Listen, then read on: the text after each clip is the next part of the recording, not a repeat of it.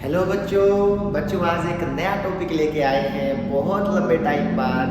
That is Bernoulli's theorem. और बच्चों उम्मीद है कि आप लोग सब स्वस्थ होगे, खुश होगे और एग्जाम में लगे हुए होगे। क्लियर है ना? तो बच्चों जल्दी से अपनी कॉपी निकालो। बर्नौलीज थ्योरम कई बच्चों के लिए बड़ी प्रॉब्लम हो जाती है कि सर कई कमेंट्स आते हैं, सर बर्नौलीज थ्योरम पे लेक्चर बनाओ, बर्नौलीज थ्योरम पे बनाओ। तो मैं आज बना रहा हूँ। क्लियर है ना? तो अपनी कॉपी में सभी बच्चे हेडिंग डालो। कौन सी थ्योरम बच्चों? Bernoulli's theorem. क्लियर है ना? फ्लूइड का बहुत इंपॉर्टेंट टॉपिक है और कई बार एग्जाम्स में ये पूछा भी गया है, इसके एप्लीकेशंस भी पूछी गई हैं। तो बेटा बर्नौलीज थ्योरम अपनी कॉपी में हेडिंग डालो। बेटा जल्दी से स्टार्ट करते हैं। चलो बर्नौलीज थ्योरम। Bernoulli's theorem. अब तुम लोगों को एक चीज बहुत इंपॉर्टेंट वे से समझनी जरूरी है कि बर्नौलीज थ्योरम का मतलब क्या है। बच्चों एक बात बताना, इसकी स्टेटमेंट के साथ इसकी थोड़ी सी प्रैक्टिकली फील भी लेना बेटा कि बर्नौलीज थ्योरम की प्रैक्टिकली फील क्या है। बेटा अब सुनो, बर्नौलीज थ्योरम में आप क्या जानते हो भाई? इसकी स्टेटमेंट क्या होती है? मैं बस स्टेटमेंट लिखता हूं फिर इसको समझाता हूं। बेटा sum of pressure energy, sum of pressure energy. First time सुन रहे होंगे ना, अभी सुनते जाओ। Pressure energy, kinetic energy and potential energy,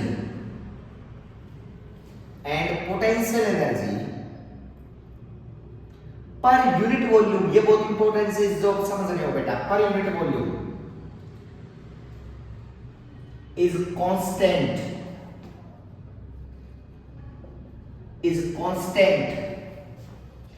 in ideal fluid flow, in ideal fluid flow, in ideal fluid flow। सुनो, आइडियल फ्लूइड फ्लो का मतलब है कि वो स्ट्रीमलाइन होना चाहिए, सीधा चलता होना चाहिए, नॉन विस्कस होना चाहिए, ज्यादा विस्कोसिटी चिपकनापन नहीं होना चाहिए। विस्कोसिटी मतलब चिपकनापन नहीं होना चाहिए इतना ज्यादा।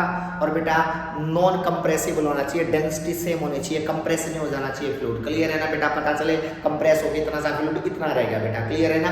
मतलब नॉन कंप्रेसिबल होना चाहिए, that is density remains same. Agree करते हो ना? अब सुनो बेटा, सबसे पहले आइडियल फ्लूइड फ्लो के अंदर ये चीजें सेम रहनी चाहिए या बर्नौलीज थ्योरम कहती है। सर फील नहीं आई, अभी आएगी बेटा, सुनना। Pressure energy, kinetic energy per unit volume. पर यूनिट वॉल्यूम को मैं बच्चों याद रखना, मैं डेंसिटी की फॉर्म में लेके आ रहा हूं, इसलिए pressure energy, kinetic energy per unit volume half m by v. Density बन गया ना, क्योंकि डेंसिटी क्या होती है? मास अपॉन वॉल्यूम। mgh क्या बन गया बोलो? यहाँ पे मास बाई वॉल्यूम करोगे तो दोबारा डेंसिटी आ गई ना। तो बेटा याद रखना ये statement. Pressure energy, kinetic energy और potential energy per unit volume is constant in ideal fluid. बेटा क्लियर है? बेटा हर 0 पॉइंट के ऊपर सेम रहेगी।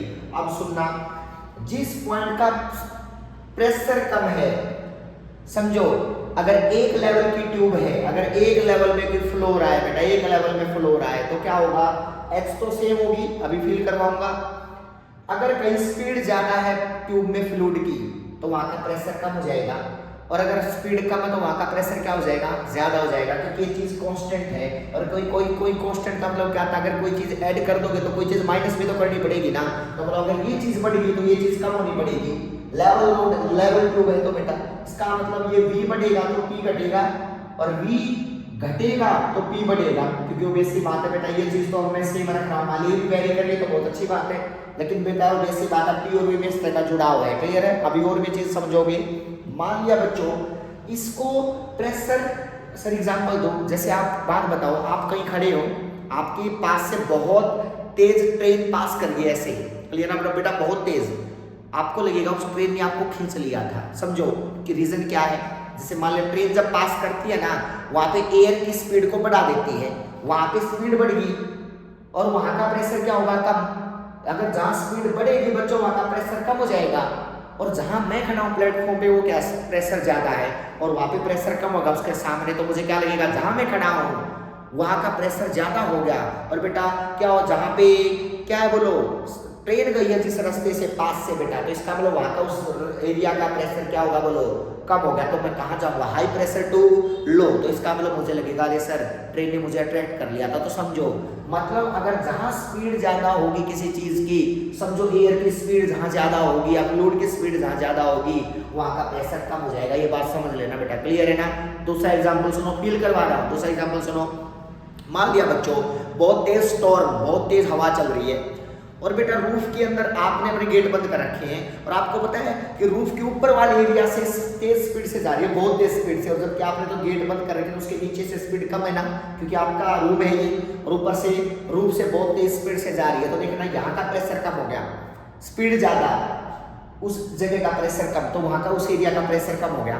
और बेटा यहाँ का अंदर का प्रेशर स्पीड कम है क्योंकि गेट बंद कर रखे हैं, यहाँ का प्रेशर क्या है ज्यादा, तो क्या हुआ एकदम रूफ उठ जाएगी, high pressure to low pressure. तो समझो सारी चीजें बर्नौली को फील करो बेटा। दूसरी चीज आर्टरीज होती है ना बेटा, जहाँ ब्लड का फ्लो बहुत तेज होता है, क्लियर है ना, बहुत तेज ब्लड का फ्लो होता है, वहाँ का प्रेशर, अंदर का प्रेशर कम हो जाता है बेटा, और बाहर का प्रेशर ज्यादा तो आर्टरी श्रिंक हो जाती है, तो हार्ट अटैक आने का रीजन भी बर्नौलीज थ्योरम है। तो बेटा बहुत सारी चीजें जहां आपको लगता है कि भाई यहाँ स्पीड ज्यादा है एयर की, वहां का प्रेशर ऑटोमेटिक कम हो जाएगा, और जहां प्रेशर, जहां स्पीड कम है एयर की या फ्लूइड की, वहां का प्रेशर क्या हो जाएगा, ऑटोमेटिक बोलो ज्यादा हो जाएगा। फ्लूइड के बारे में समझ लेना, बर्नौलीज थ्योरम ये एप्लीकेशन हमें बताएगी कि भाई देखो V इतना है, वहां का प्रेशर कितना होगा, या प्रेशर दे दिया तो बताओ वहां की स्पीड कितनी होगी, या हाइट अगर सेम है या अलग है, तो क्लियर है ना। तो इसका मतलब आप लोगों को ये प्रूफ जानना बहुत जरूरी है बच्चों।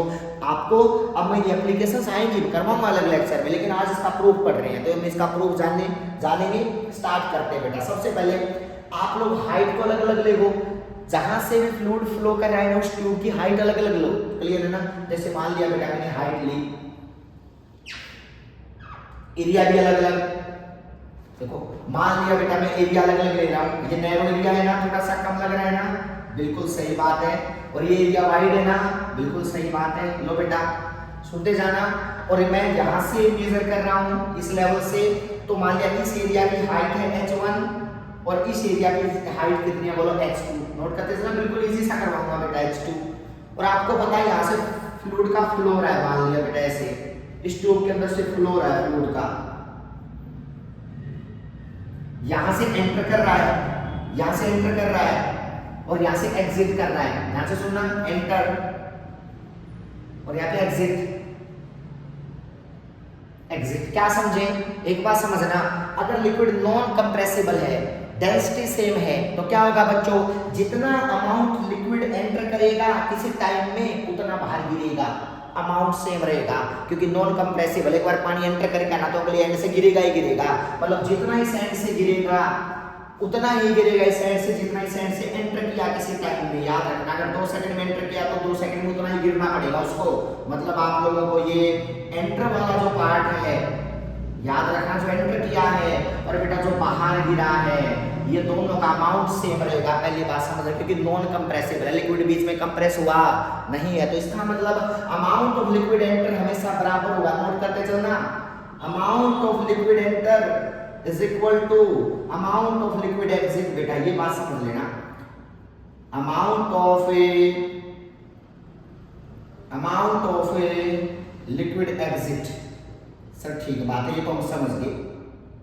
अगर मान लिया बच्चों ऐसा है, अमाउंट मतलब मास, क्लियर ना, अमाउंट मतलब मास, अमाउंट मतलब वॉल्यूम, समझ रहे हो ना बेटा। अब एक बात बताना, वॉल्यूम जितना एंटर करेगा उतना वॉल्यूम की बाहर निकलेगी, सीधी सी बात है। वॉल्यूम तो बेटा जितना पानी का एंटर किया उसी टाइम में उतना उसको निकलना पड़ेगा, एग्जिट करना पड़ेगा। तो इसका मतलब जितनी वॉल्यूम एंटर है, मान लिया इसका एरिया है A1 और इसका एरिया कितना है बोलो A2। What is A1 A2, दोनों के एरिया बेटा। तो अगर आपसे पूछे what is A1 A2, A1 और A2 है, A2 क्या है, area of both ends. Clear बात है ना बेटा, समझ लेना दोनों के एरिया। इसका मैं A1 मान लूं थोड़ा सा नैरो है बच्चों, और इसको मैं वाइड मान लूं कितना है बोलो, इसका एरिया A2 है। एग्री करते हो ना। अब मुझे एक बात बताना, अगर ये एरिया H1 हाइट पे है बेटा और ये साइड पे है H2, मान लिया ये नैरो है ना, तो यहाँ पे स्पीड क्या होगी ज्यादा, और यहाँ पे स्पीड क्या होगी बोलो कम, क्योंकि पतले एरिया से स्पीड ज्यादा होती है ना पानी की, और बड़े एरिया से क्या होती है कम होती है। तो इसका मतलब यहाँ से स्पीड होगी V1 और यहाँ से गिरने की स्पीड कितनी होगी बोलो v2। तो लिख लो बेटा v1 v2 क्या है, speed of fluid at both hands बेटा, speed of fluid at both hands. क्या ये बात समझ में आई? दोनों एंड से बेटा फ्लूइड का फ्लो हो गया ना। अब सुनो बेटा, प्रेशर, ये वॉल्यूम, ये एरिया, ये हाइट, ये चीज है ना। अब एक बात बताना, जितना लिक्विड, देखो बेटा, जितना लिक्विड लंबाई में एंटर करेगा उतना लिक्विड लंबाई में गिरेगा, ये जरूरी नहीं है, क्योंकि ये चौड़ा एरिया है ना, इतने से का लंबा जो नैरो है ना बेटा, उसका इतनी लंबाई और चौड़ाई कितने से में आ जाएगा ना। इसका मतलब ये लंबाई अलग अलग है। ये होगा dx2 और ये क्या है, यहां से यहां तक बोलो dx1। समझना, जितने ये लंबाई इक्वल नहीं हो सकती। क्यों नहीं हो सकती? क्योंकि बेटा ये चौड़ा एरिया है, इसमें सारा पानी है ना बेटा, इतने से में आ जाएगा और इसमें उसको इतना जाना पड़ेगा। इसका मतलब ये लंबाई कम होगी, ये लंबाई क्या होगी बोलो ज्यादा होगी। क्लियर? इसका मतलब dx1 dx2 के बराबर है नहीं होगा। बात समझ रहे हो ना? अब सुनना, एक बात आप लोगों को समझनी पड़ेगी बेटा, एक वर्क एनर्जी थ्योरम होती है। क्या होती है वर्क एनर्जी थ्योरम? क्या कहती है, जो वर्क डन होता है ना फ्लूइड को फ्लो करवाने में, जो आपने वर्क डन किया, वो क्या करता है, काइनेटिक एनर्जी को चेंज करता है और पोटेंशियल एनर्जी को भी चेंज करता है। समझ रहे हो ना? वर्क एनर्जी थ्योरम यही कहती है ना। तो क्या कहा बेटा वर्क एनर्जी थ्योरम में, ये मैं चीज नोट कर रहा हूं, according to work energy theorem बेटा, ये नोट कर लो, according to work energy theorem बेटा, वर्क एनर्जी थ्योरम कौन सी क्लास में सीखी थी? सेम क्लास में थी सर, ये तो 11th में। According to work energy theorem, जो W होता है ना बेटा टोटल, ये क्या होगा, किसको चेंज करेगा बोलो, काइनेटिक एनर्जी को चेंज करेगा प्लस पोटेंशियल एनर्जी को चेंज करेगा। मतलब W दो काम कर सकता है बेटा, याद रखना, वर्क डन दो काम करेगा बेटा, ये वर्क क्लियर, दो वर्क होंगे इसके। कौन कौन से? एक तो काइनेटिक एनर्जी को चेंज करेगा, पोटेंशियल को चेंज करेगा। अब सर ठीक बात है, मैं ये चीज ऊपर वाली नोट कर रहा हूं बेटा, आप लोग अच्छे से इस चीज को नोट कर लेना, ठीक है ना? ये चीज नोट कर लेना, मैं प्रूव करना है ये बेटा। तो क्या होगा, सुनो, अगर ये सिचुएशन है तो W जो होता है ना बेटा, आपने सुना होगा W टोटल जो होता है ना, W नेट टोटल, तो ये क्या होगा, एक तो half m kinetic energy change final minus से इनिशियल होने का बेटा, हाफ mv2 का स्क्वायर माइनस हाफ mv1 का स्क्वायर। तो लिख लो half mv2 square minus half mv1 का square plus potential energy change कितनी होगी, mgh2 माइनस mgh1, क्योंकि इसकी हाइट कितनी है h2 और इसकी हाइट कितनी है बोलो h1। तो बेटा ये h1 एंड पे है, तो इसका मतलब आ गया ना W दो होंगे। देखो बेटा यहां मैंने फ्लूइड पे वर्क किया है, यहां मैंने वर्क नहीं किया, ये वर्क किया है मैंने, ये कि फ्लूइड ने किया है। केमिस्ट्री में सीख के आए हो ना, केमिस्ट्री में अभी work done on the system हमेशा क्या लेंगे बोलो, जल्दी बोलो, work done on the system positive और work done by the system में नेगेटिव। यहां तो मैंने धक्का दे दिया फ्लूइड को ऊपर बढ़, यहां तो फ्लूइड ने बाहर निकला, खुद निकला है बेटा, तो यहां तो फ्लूइड का धक्का आया बेटा, यहां मेरा था। इसका मतलब यहां का वर्क डन एंटर करवाने का अगर W1 है तो ये प्लस लिया जाएगा, और बेटा बाय द फ्लूइड क्या लिया जाएगा बोलो, नेगेटिव लिया जाएगा। इसका मतलब इस एंड के ऊपर W1 और इस एंड के ऊपर कितना लगा बोलो W2, तो इसका मतलब इसको एंटर करवाने में W1 काम करना पड़ा, इसको बाहर निकालने में W2। इसका मतलब ये work done on the system है मेरे द्वारा और ये work done by the system है फ्लूइड द्वारा। क्लियर है ना? अब नेट वर्क डन तो ये आ गया ना, इक्वल टू हाफ mv2 का स्क्वायर माइनस हाफ mv1 का स्क्वायर प्लस mgh2 माइनस का mgh1। एग्री कर रहे हो ना? अब वर्क डन का था फोर्स इनटू डिस्प्लेसमेंट, तो देखो बेटा इसका डिस्प्लेसमेंट dx1, इसका डिस्प्लेसमेंट dx2, तो इसका मतलब इसका होगा f1 dx1, इसका होगा f2 into dx2 is equal to half mv2 का स्क्वायर माइनस हाफ mv1 का square plus mgh2 minus mgh1। देखने से ना बेटा, अब एक बात बताओ, फोर्स है ना, लेकिन मुझे तो प्रेशर लेना है, तो आप समझदार हो ना, प्रेशर का फॉर्मूला क्या होता है, force upon area. Very good. तो क्या करूं बच्चों, मैं आप लोगों को पता प्रेशर होता है बच्चों, यहां लिख देता हूं फोर्स अपॉन एरिया, तो मुझे फोर्स की जगह पुट करना है, तो क्या होगा P1 equal to F1 by A1 और P2 इज इक्वल टू इस एंड के ऊपर प्रेशर बेटा, तो क्या होगा बोलो P2 is equal to F2 by A2। याद है बेटा मेरे पास, तो आपने करना क्या है, इन इक्वेशंस को यहां जगह दे दो, क्या बन गया P1 A1 dx1 minus P2 A2 dx2 is equal to half mv2 का स्क्वायर माइनस हाफ mv1 का स्क्वायर प्लस mgh2 माइनस का MgH1। सुनते जाना बेटा, वर्गनानुनाद सिस्टम बाधा सिस्टम हो गया ना। W1 minus W2। अब देखो एरिया इनटू लेंथ क्या होगी, वॉल्यूम। और आपको बताया था ना कि जितना पानी एंटर करेगा उतना एग्जिट करेगा, तो इसका मतलब ये वॉल्यूम और इस पानी की वॉल्यूम तो बराबर होगी, तो ये भी V है और ये भी V है। ध्यान से देखना, एरिया इनटू लेंथ, यानी लिख लो A1 dx1 बराबर होगा A2 dx2 को, क्योंकि ये दोनों के दोनों क्या है बोलो, वॉल्यूम है। और वॉल्यूम मतलब अमाउंट, जितना अमाउंट एंटर करेगा उतना अमाउंट बाहर निकलेगा, याद रखना। अगर आइडियल फ्लूइड है तो बच्चों इसका ये वॉल्यूम और ये वॉल्यूम बराबर होगी, तो इसको भी V दे दो, इसको भी नाम V दे दो। बताओ जल्दी क्या बन गया। अगर मैं इसको थोड़ा सा और आगे बढ़ाता हूं बच्चों आप लोगों को बताने के लिए, अमाउंट वाइज तो क्या बन गया देखना, P1 माइनस P2। बच्चों ये वॉल्यूम कॉमन ले लूं, वॉल्यूम बेटा दोनों वॉल्यूम है, ये V तो V ले लिया बाहर common, half m into V2 का square minus half m into V1 का square plus MgH2 minus MgH1। Clear है। अब बताओ pressure P1 minus P2 is equal to, ये चीज मैं रब कर रहा हूं बेटा, आप डायग्राम को आपका प्रूफ आने वाला है बेटा। तो देखो ये मैं आप लोगों से कहूं भी, देखो P1 minus P2 is equal to, volume divide हो गया ना, हाफ mV2 का स्क्वायर माइनस हाफ mV1 का square plus MgH2 minus MgH1 upon पर यूनिट वॉल्यूम ना, या बेटा पर यूनिट वॉल्यूम।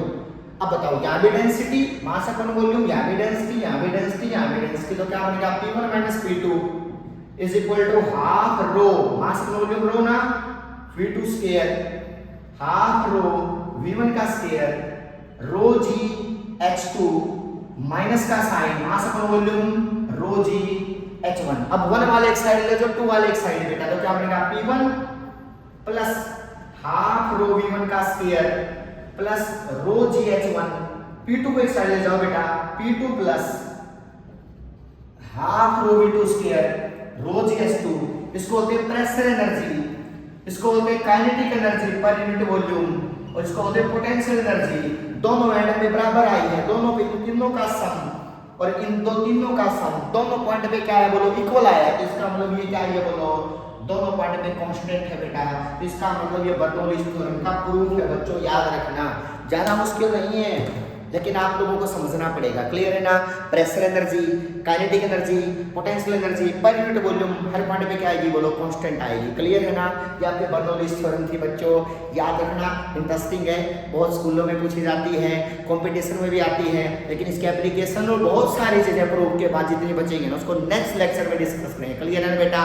ये थोड़ा सा जरूरत थी क्योंकि बच्चों ने मैसेज कर रखे थे, तो मैंने बेटा इसका प्रूफ बता दिया, और मुझे उम्मीद है कि आप लोग इसको अच्छे से कर लोगे फेयर कॉपी में। क्लियर है ना। ओके बेटा, okay, thank you so much बच्चों, बाय।